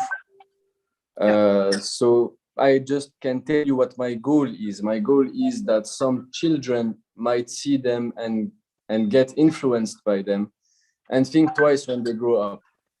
So from my generation and grown up people, I don't know, the brain is already built. But by showing some harsh truth and some violence, sometimes we have to shock to attract the eye and then attract the brain and then the heart. So yeah, I try to keep balance between aggressiveness and softness and beauty. Amazing. And yeah, so I don't know if it impacts people. When we see those pictures, personally, I don't know if anyone from the audience would like to share what they feel when they look at the modern time slavery, for example, the one with the leashes on the sky. The chains. Like you look at it, you say, "Oh my God, no, this is not me. Am I that? Am I really a slave for these politicians? Am I really?" So you look at it and you feel something. Like I personally, it's like a slap in the face. Like oh. And the first one as well, the collage. I don't know if anyone else in the audience feel this. Like they feel that, yeah, this is actually. Yeah, it can derange. It can be bothering to look at. But yeah, I don't like this thing of escaping reality and denying. I don't like denying. If I was a slave and I saw that, and it can make me think and try to break those chains step by step. So I like to see reality in front of my face, and sometimes it's good to face things. Great. Thank God we have we have people who express that, because it's really necessary, especially at this time, to show, to remind the people of the situation we are in. I mean, when Picasso painted the Demoiselle d'Avignon in the 1900, early 1900, it was really his reaction to the colonization and the attitude of the colonizers in Africa. So it was avant-garde and everything. I think here we in front of a fact that is so obvious and so disturbing, and I really go against saying, "Oh yes, everything is fine. We Lebanese, we adapt and we adapt to any situation." Why should we adapt? I mean, this is incredible. I mean, I mean, having the Mashna'a in Sihat of the Martyr is obviously the wrong thing, because those guys, the Mashna'a, I thought was kind of more for the politicians, but that's not where they should be hung. They should be hung in Karantina, on the port, on the silos, not in the place where people died for Lebanon. And also, I mean, we have to remind ourselves that we almost, I mean, that's right, we are survivors, as Eddie was saying, we're all survivors, but we're survivors of an act of attempt on our lives, and whether it's on purpose or whether it's just by negligence, but KAS. You know, we still didn't have even a day of mourning. We didn't have one flag that went down. We didn't have any visit by those assholes. It's infuriating. So I think Yvan is very mild in his drawings. I think we need really the artist to express that anger. Mm-hmm. I mean, I'm sorry. I'm not against. Of course, we need to show that we've been attacked and harmed, and we are wounded, and we're licking our wounds. But actually, we should be sanguinaire, as you say in French. You know, we should be. We want blood. We want to get out of the situation, and it seems that nothing is happening. So. And if nothing is gonna happen, I hope this kind of work will just teach again the younger children to not repeat our mistakes and to not adapt to everything they can make us live and go through, you know. Yeah. True. So this is the room of the challenges. When you go and scroll in it, I really invite you to click on the artworks to discover the video. This is a video done by two people who cannot hear or talk, but they express their anger through a song, and this is really beautiful. If we go back to the room of the revolution, let's see also quickly the room of the revolution while we're talking. And I would like to ask Georgie about being a photographer on the streets, like as you said, do you consider yourself an observer when you take pictures? So you observe something, you take pic of it, you just take a moment, or you translate them into art and you are a creator of change through your art? So what is for you photography? Actually, photography is like you say, like everyone says that an image is worth 1,000 words. So like I said before, that during the revolution and after the blast, my pictures are starting to convey a message. Also Carlos said, on the first 2 days of the blast, we didn't want to take any picture because we didn't want to show this ugliness of what happened, but we needed to convey this message in order for us to have change and hope after the revolution and after the blast. So this is it. Thank you, Georgie. We have Rami Kanso, who just joined. Elias, if you can go to the first painting of first artwork in the Saura room, the woman who kicked the guy. So this was the start of the revolution. Alayhom. This is Rami Kanso. Rami, you have a special way of expressing. So we all saw this woman who kicked this man, and this is how actually the revolution started. And you have another artwork in the explosion room about the silos. So can you just tell us a word about your artwork and the type of art you use? What is it exactly? Digital illustration? It's all digital. It's all on. Hi, everybody. I'm very, very, very honored to be here. I'm very happy to see all these artists. I've been away from Lebanon for many years. I'm a bit disconnected with the art scene there, and seeing everybody is just moving for the heart, صراحة. Alayhom has, like, both of the artworks that I've done have a special background story to them. Alayhom, I work in London and I work in an Arabic TV station, and we were covering the very, very beginning of the first day of the revolution. Yeah. And I went back home, and honestly, I didn't give and take when I heard that they are imposing $6 on the WhatsApp. My only idea was, I'm gonna send $12 more to Lebanon. 6 for my mom, 6 for my dad. I believed, but in Hizemi, I believe in okay, خلاص, like this is how it's gonna go. I just need to send $12 more to my parents.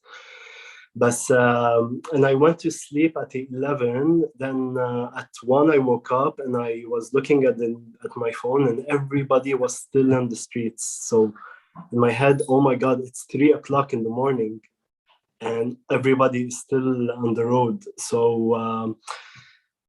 I felt I needed to do something, and it was like the very first political uprising in Lebanon that happens, and I'm not participating with the people. So I cannot participate with the young men and women in the streets, because I was there like since 2005 and 9 and 11, and طلعت ريحتكم 2015, and that's when I left.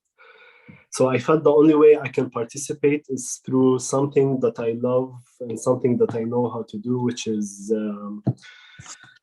art and design. And the image, the video of Malak moved me a lot, and I felt like I needed to represent her. In the video, if you guys see, in the same moment when she kicks the guy, actually her half is cut off by somebody in front of the camera. So her hand in this artwork isn't actually her hand. There's some spaces that I needed to fill because she was cropped. And I posted this before, like at 5, and then I went to sleep. And then the next day, I felt like this design just went out of my hand. It became for everyone. Wow. And I know some friends joke about it, saying that I'm feed aktar, like I'm feed aktar while I'm in London, like doing the art more than being down on the street. And I managed to move people. I managed to participate while not being there. At least this is what I felt.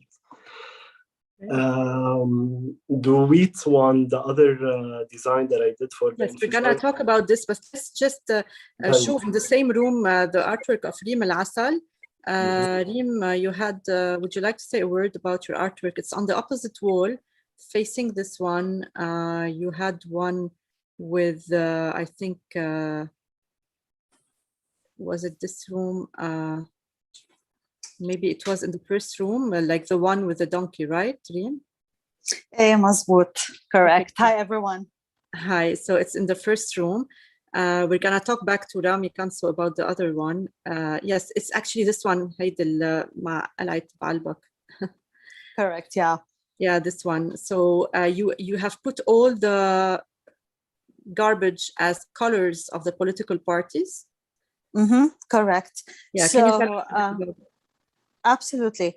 The main concern was that all these politicians and all these corruption, it's changing our identity, and this is not who we are. So I try to convey this message and see that through the line, مش كاين هيك تكون. This is not who we are. This is not our identity. So وكله هيدا because of the political parties, the followers, the blind followers actually. وall السرقات يلي كانت عم بتصير throughout the time. فيعني هون you can see في إذا بدك the two parts in one photo or in one artwork, which is the flowers, our dreams, our ambition. And then بالمطرح الثاني في كل الكوربشن، وبتجمعهم يعني السيمبل تبع لبنان. أنا حطيته القلعة، مش القلعة سوري، العواميد تبع بعلبك. So like a representation of Lebanon, إنه it's the common thing between the two. بس كل وحدة رايحة على محل. It really breaks my heart to see إنه نحن كلبنانية لو إنه وصلنا من وراء هيدا الكوربشن كلها، إنه تغيرنا نحن شو this is not us. نحن الارتست، نحن اللي يعني اللي عملنا كثير قصص. إذا بدنا نحكي عن لبنان you cannot describe it in حتى ب20 صفحة. this was really describing what I was feeling. ما بعرف إذا شرحت enough, بس I think it's very clear and beautiful. Thank you so much. Thank you. For Elias, can we go back to the room of the explosion? And there's next to the window the artwork of Rami Anso as well, the silos. So let's talk about this. And then we will have a final word by our panelists today because we are running out of time. They really, time ran really quickly, but it is so beautiful to check all your artworks. And I would like to thank all the artists who participated in this exhibition. If you click on About Us down there, you will see the list of all the artists who participated. There's a huge list of artists, 75, and we really want you to check all their pages and to contact your favorite artists. Let's go to the one before the next to the window, Rami Ansel, the silos. Would you want to say a word about this one? Yeah, I can give command. There's a little backstory to this one. It's on the same day of the explosions, just a few hours before. And I work in TV, and I was working on a video wall, on a big reportage, like a big, heavy in graphics on the assassinations in Lebanon, the history of assassinations. For 2 weeks prior to that moment, I was just researching the images of the martyrs اللي ماتوا بالاغتيالات in Lebanon.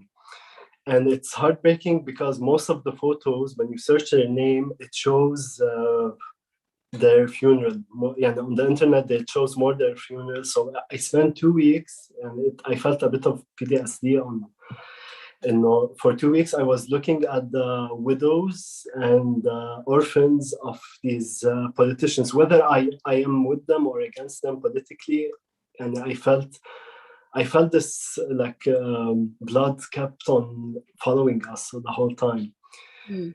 And on the same day, I sent off the project, and then hours later, I saw this happen, and my only feeling was that I don't want to add an extra slide to the thing that I just presented.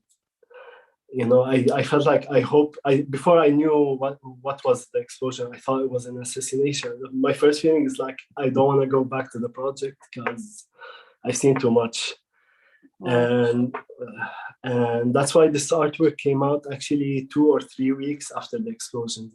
I couldn't come back to the image. I couldn't create in that era because 2 weeks prior, it was just watching this.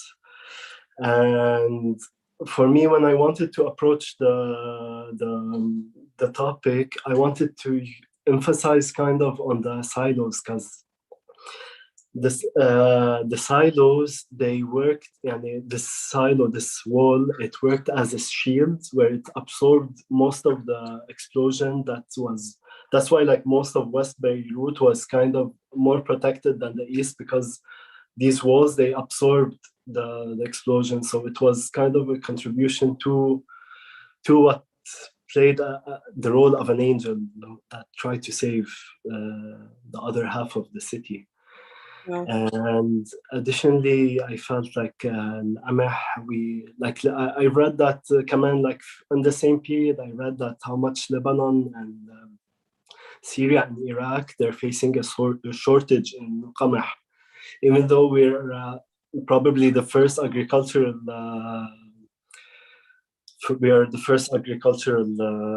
societies in history, and now we have shortage. Like 4,000 years later, we're suffering from shortage. So qamah has a big national importance. So and it's a song for Ziad and Fairuz as well. This is one point. Ziad Rahbani has a musical where Fairuz just hums behind it, and it's called Qamah. Amazing. Thank you so much for sharing. It's really beautiful to hear that. So now we're going to take the final word from each one of our panelists. So I will ask you the same question, which is, what is the echo of your artworks? For Nabil, the artwork of the artist you have seen or the artwork you select for your exhibitions, and your wish for a better Lebanon. So what is the echo of your artworks and your wish for a better Lebanon? I will start with Nabil, then Ivan, and then we move on. Actually, Ivan, because he has something urgent. So I'll start with Ivan and then we move on. So Ivan, what is the echo of your artwork and your wish for a better Lebanon? Thank you, Randa. Thank you. Thank you all for this beautiful meeting. As I said, it was an honor and a pleasure. to be connected to you all. I think I would say that in the end, my conclusion would be to face the hard reality of things. My art is meant to face the hard reality of things, then out of the darkness to find some light and work on it, and step by step spread consciousness through our generation and the younger generations. So step by step we can find a real change. That's all I could say. Thank you. Thank you so much, Ivan, for being here. Thank you all, really. Nabil, what is the echo of artworks you see around you and your wish for a better Lebanon? You're still on mute. You can just unmute yourself. Okay. My wish is that I think we have, okay, I'm going to talk about the art. I'm going to talk about... Nabil, can you just fix the camera on your face because we can see your ear on? Is that better? Yes. Okay. My wish is that with all the trauma and all what we lived, and that is will be ammunition for our artists. We have extraordinary artists, and I hope that they will be able to use that emotional luggage that we all have to create some amazing works. Now, I think after a year of digestion, hopefully we will be able to create some amazing works. And because always with stress comes creativity. And what I hope also is that our artists manage to get out of the pigeonhole in which we are constantly put in, which is being Arab, being Lebanese, being this, being that, and that we...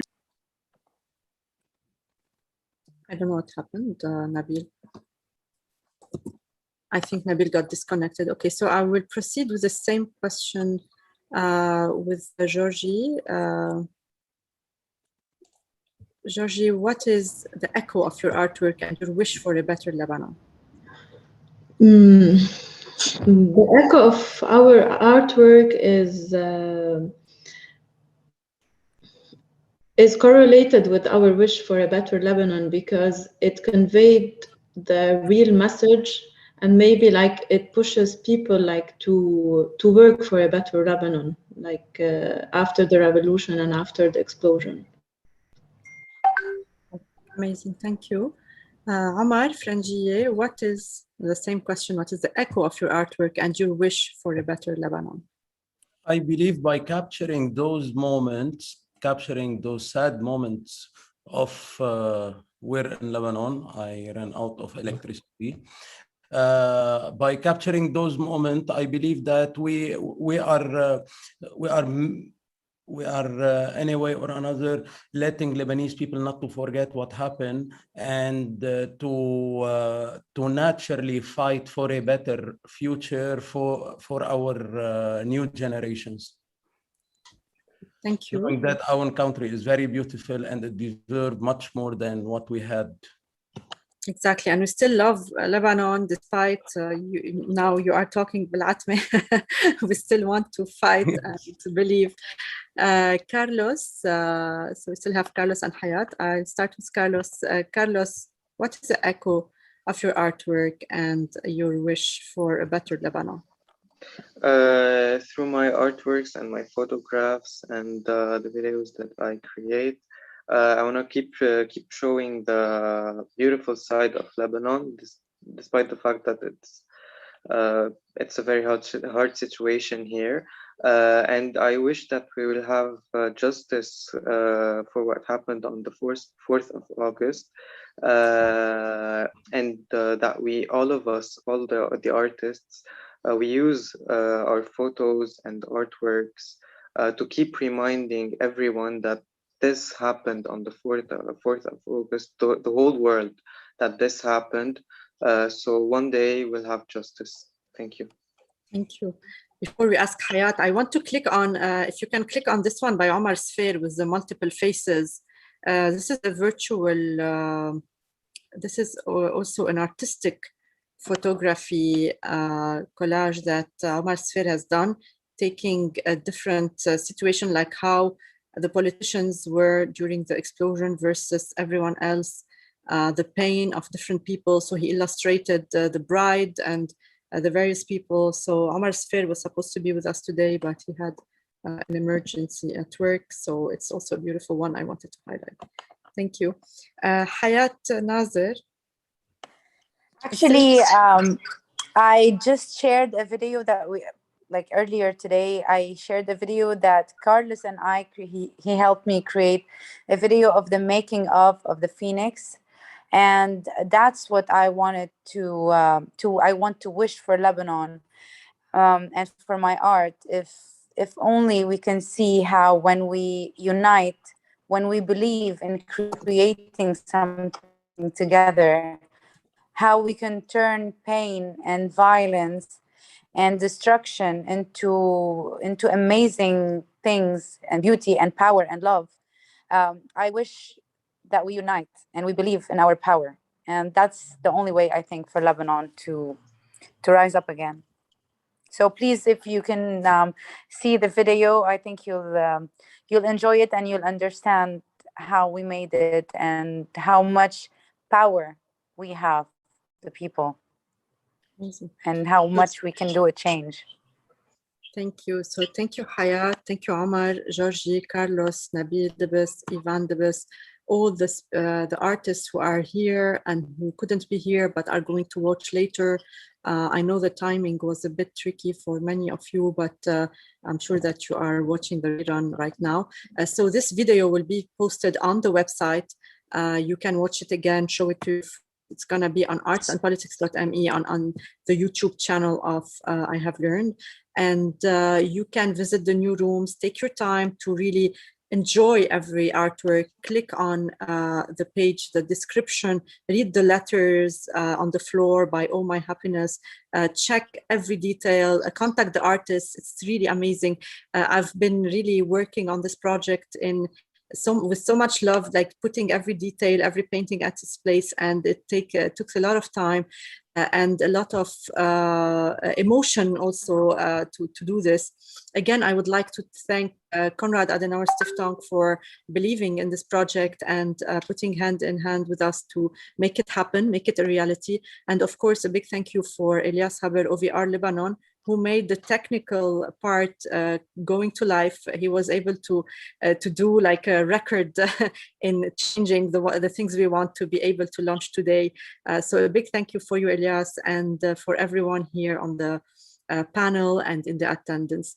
If you need anything, please feel free to reach us on info@ihavelearned.me. If you need to reach out to any artist and you can't find his contact on the page, also reach out to us. We will put you in touch, and keep encouraging the art scene in Lebanon. There's a lot of potential, a lot of beautiful things happening, and let's hope that we will have a better Lebanon, the Lebanon that we really dream of. Thank you, Randa. Thank you. Thank you, Randa. Thank you for all your effort. Thank you. Thank you, Randa. Thank you, and see you very soon. Bye. Bye. Spread the word about the exhibition. Let everyone know about it, okay? So counting on you. Bye. Sure.